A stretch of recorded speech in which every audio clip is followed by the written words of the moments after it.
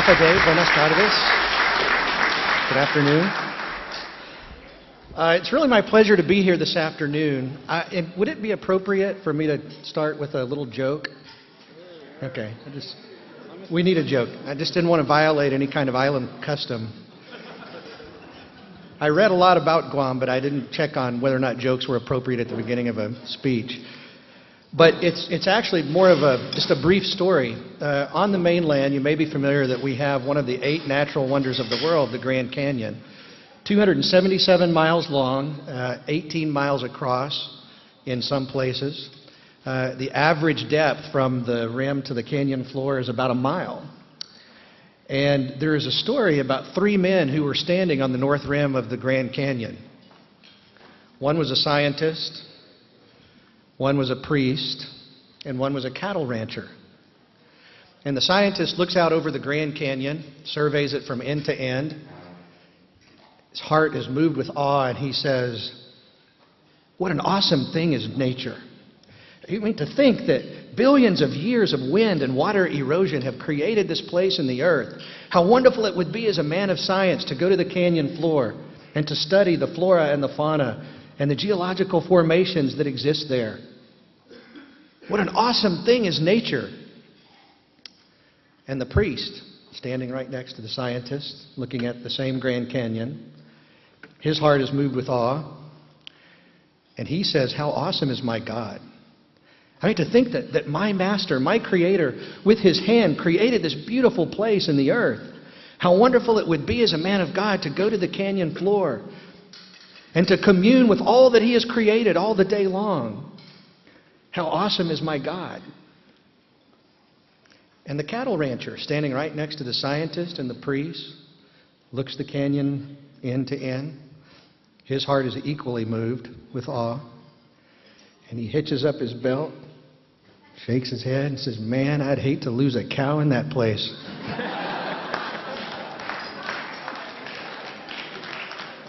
There's actually purpose to that story. It's interesting, isn't it, how people can all be looking at the same thing and be inspired in different ways. And when you talk about military buildup, it's clear that in this community, on this island, and at this conference, that people are looking at this from different perspectives, and that's okay. I'm going to give you the economic development perspective of a buildup that we have taking place right now in El Paso, Texas with Fort Bliss. And let me make just a couple of general comments before I show you some visual images of what's going on in our community. We sought this growth out that we see occurring on our military installation. Back in the 1995 base realignment and closure process, we woke up one morning and more than half of Fort Bliss's active duty population was on its way to Fort Carson, Colorado. And we found out overnight what a significant economic and social impact positively that the installation was having on our community. Overnight, by that relocation of active duty personnel to another installation. It was a wake-up call for our community. And let me tell you, the relationship between El Paso and Fort Bliss at that time, largely, the fence was very clearly there. The installation, activities went on in the installation. There was very little community integration and vice versa. We, as citizens of El Paso, have taken that destiny into our own hands, and we've changed that relationship. And we have a very wonderful, very cordial, very familial relationship with the military presence in our community. And we went out, as I said, and sought this growth. One other point that I want to make, too, while I did not really prepare to talk about social implications, for more than a decade, El Paso has been one of the 3 safest major U.S. cities in America. These are cities with over 500,000 population. And we do not see the military buildup as negatively impacting that in any way whatsoever. In fact, there's data out there to suggest that where you have military presence, crime rates are actually lower. And we certainly see the growth as a very positive thing. Let me say, too, the spirit that I come to talk to you about is I'm only going to talk about El Paso's experience, and you and Guam need to see if there are any lessons learned from your perspective. I can't make that case. because I have no expertise to talk about the island experience here on Guam. But one of the things that I will hold out to conference organizers and to leaders here on Guam is let me invite you to my community. If you will send a team of individuals to El Paso, we will give you the opportunity to speak to our installation leadership with the Department of the Army.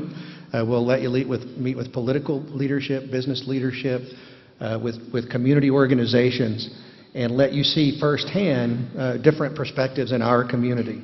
So I said I'm going to talk about the economic development perspective. So if we could go to the first slide. Next. By the way, I just celebrated the 25th anniversary of my 25th birthday. And all of a sudden I'm realizing how bad my eyesight is. So you may see me wander away from this podium a few times to look at the screen here, because the presentation that I printed out here, I printed out too small as well. Let me say, too, I should have told you, there are any number of El Pasoans that could have come and briefed what's going on in our community right now. I was very privileged to have had the opportunity back in 2003 to have our Congressman Sylvester Reyes, which I understand is a good friend of President Underwood here on campus. Congressman Reyes, or Silver as we call him, came to me and asked if I would lead the community effort in terms of communicating with the Department of Defense and asking for growth. And so my organization was very intimately involved in putting together the strategy. And one of the first things that we did is we went to our university, University of Texas at El Paso, and commissioned a capacity study where we looked at 25 different infrastructure items in our community to determine what a massive buildup might do to certain infrastructure items in the community. And we looked at a division size element growth. That's at least 20,000 soldiers. Well, we ended up with 24,000 net gain in soldiers, and we're about 3/4 of the way through that buildup right now. The other thing I want to tell you is that I'm going to be very honest with you today. Felt like we were as prepared as we could be going into this growth. And now that we are 3/4 of the way through the growth, we're finding out there are things that we were really not prepared for. So I'm going to talk to you about things that we know, things that are working, things that we believe, and things that we hope will happen.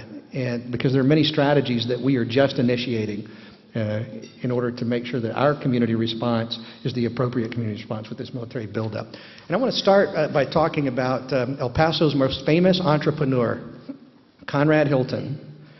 That's Paris Hilton's great-grandfather, for those of you who are younger out there. But Conrad Hilton actually launched his hotel enterprise from El Paso. He was born in New Mexico, moved his family to El Paso, and in 1928, began construction of the Hilton's first ever high-rise hotel. When the stock market crash occurred, and Hilton and his investors made the decision to go ahead and push forward with the construction of this new concept hotel in the midst of the Depression. Actually opened it in November of 1929 in the middle of the Depression. And an artist friend of mine found this quote from Conrad Hilton about our area, where he said, "In this valley, there is more light, more air, and more space than any other place in the world. There is a vastness here, and I believe the people who are born here breathe that vastness into their soul. They dream big dreams and think big thoughts because there's nothing here to hem them in." And if you ever come to our community, what you'll see is that we fall